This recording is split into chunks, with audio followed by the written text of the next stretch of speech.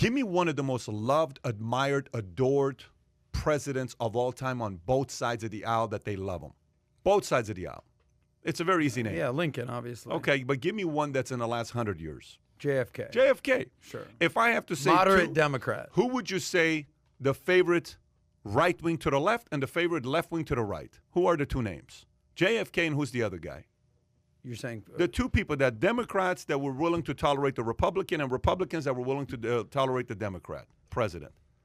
Can somebody help me out here? Clinton was there. JFK's one, and who's the other Republican that was loved? Reagan was Okay, there? those two names. Okay. But let's say JFK. JFK did two things.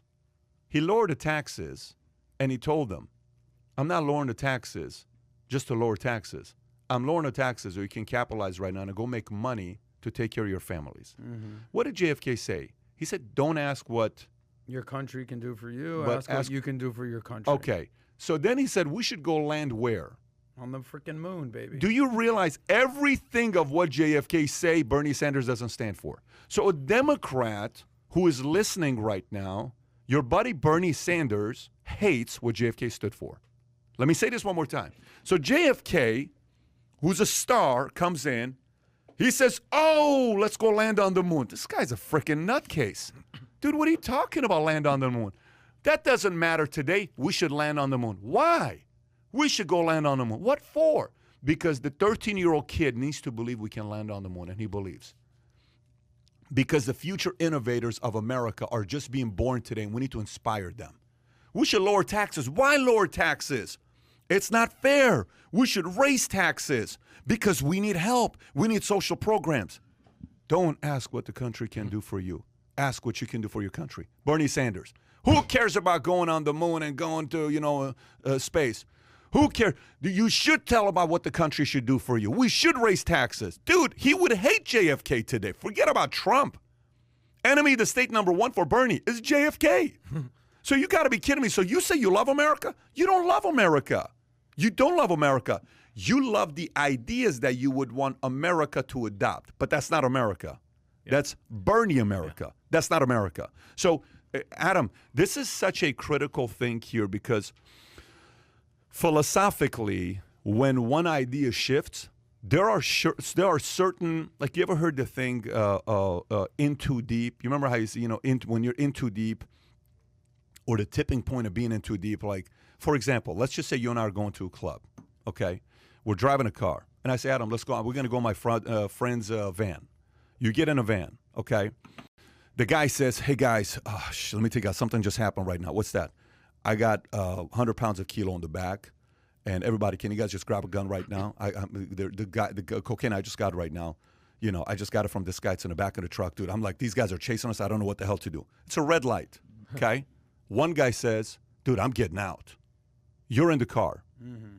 What are you going to do? Tuck and roll. Are you going to get out or are you going to stay in the car? Honestly.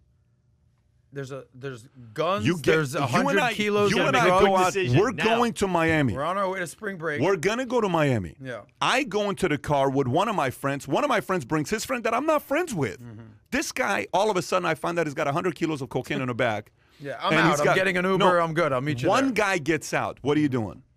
There's a red light. One guy says, dude, I'm out. What are you doing? Probably leaving with that guy. Okay. But if you don't get out and he goes in and the 3 cars pull up, you're officially in too deep. What's going to happen there? Give me the best case scenario. What's the best case scenario that happens if the bad guys are chasing you? If the cops chase us? What's the best case scenario? What's the best case, not worst case? Cop a plea. I mean, you get arrested, you maybe try to get a lighter sentence. You get free. But no matter what, you're in too deep, right? Mm-hmm. You had the chance to get out at the red light, but you didn't. Very simple. We are at the red light. And people can get out. And they better get out because they're going to get arrested. And some crimes on your credit will hurt you for the rest of your life. Certain decisions have consequences, not just 1 year. Certain decisions have decades of consequences and setbacks. America has to be listening up and realizing you need to get off the bus right now. sounds juicy, sounds exciting, sounds energetic. Bernie gets fired up and lit up and fires everybody up because he's got more energy. And people are like, oh my gosh, I believe what this guy. AOC gets it up. She's fired up and people are like, oh, she's so persuasive. But I'm telling you right now, the rest of the world has experienced this. It doesn't work. Get off the bus. We have to highlight who we want to see as heroes because we want kids to be like them. Bernie does not love America, buddy. Not the way you do, and you're center or left, not the way you do, not the way I do, not the way anybody loves America. Bernie doesn't love that America. Yeah, I think it's okay to say, like me personally, I'm offended by Bernie Sanders. I find him very offensive with what he says because what he's saying is wrong.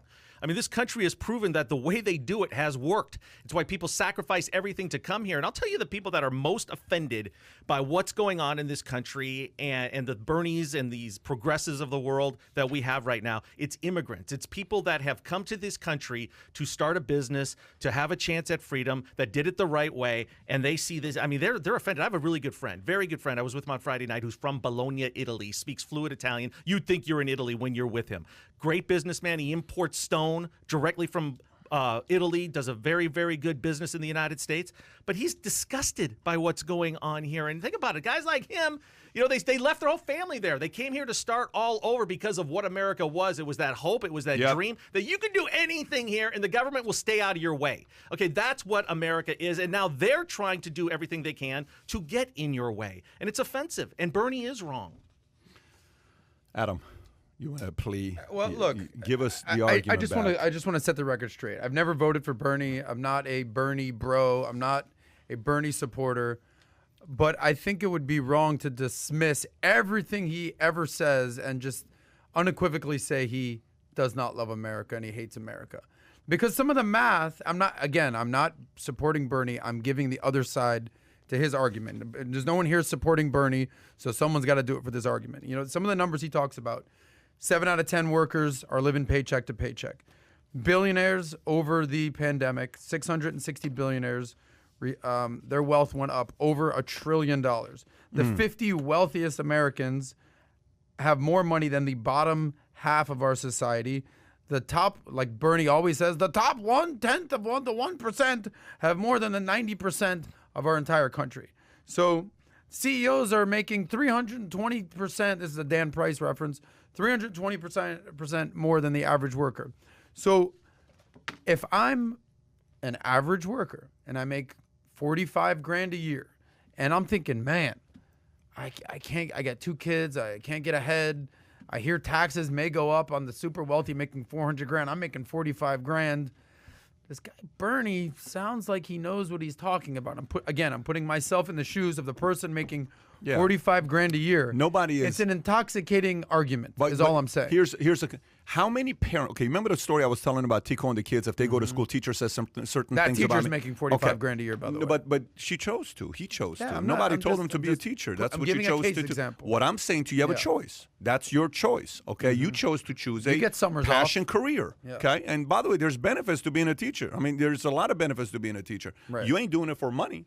All good. For the record, I think teachers should be paid more. That's just my. I don't disagree, but I also think 50% of teachers should be fired, and the other top 20% should get a 50% raise. But I do think half the teachers they should get fired. I think half the teachers should be fired in America, and they need to be treated like we get treated. If I don't do the right thing, I get fired, and I think teachers should be fired as well. So let me get back to the point. You're going somewhere with Bernie. I'm going somewhere with this because you're talking about 7 out of 10 people are living paycheck to paycheck. Okay.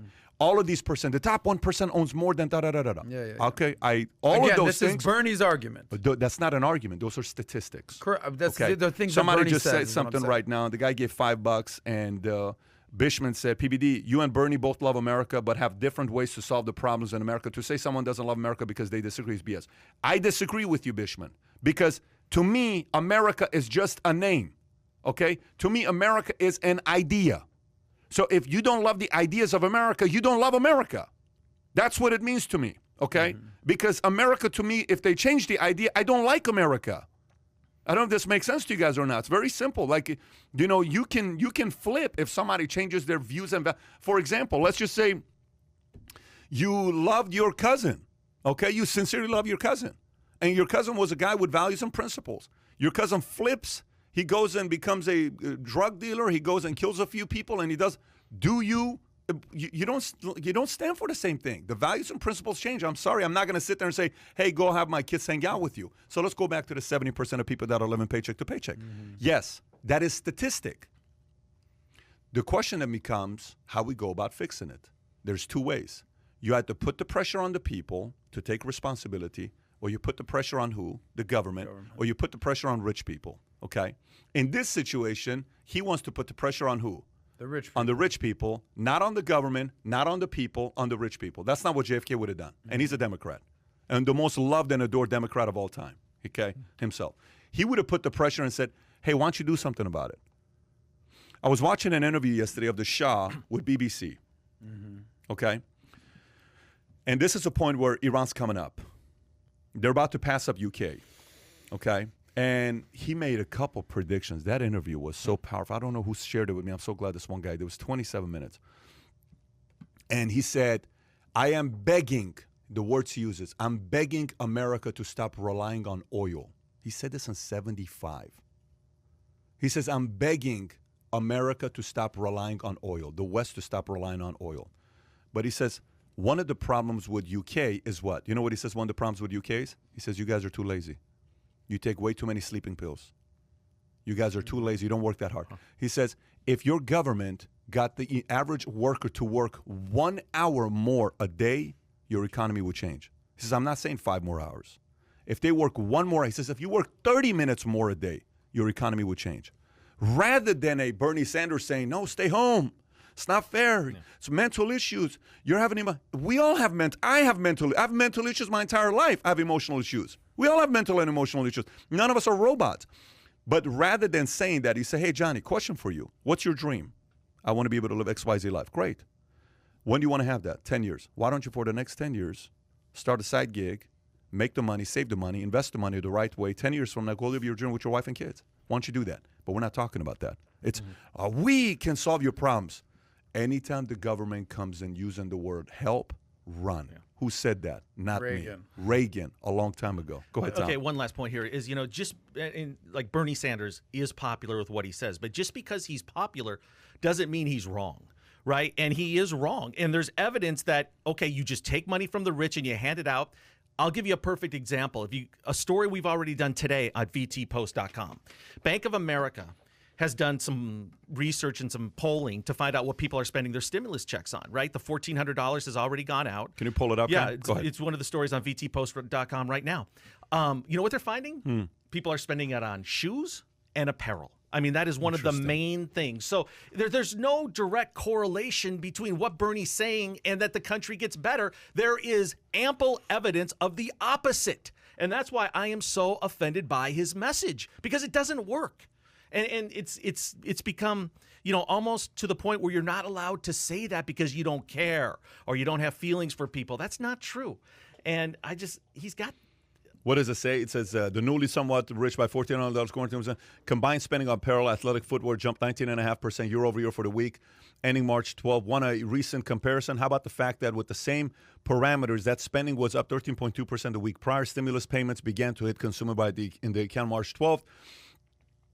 Other avenues for spending, including addressing vision correction concerns, and this former Mojo.com poll responded, if I can, I'd also like to pay off my credit card debt. It's small, and maybe get on utilities and phone accounts. See, people can be responsible. The money's okay.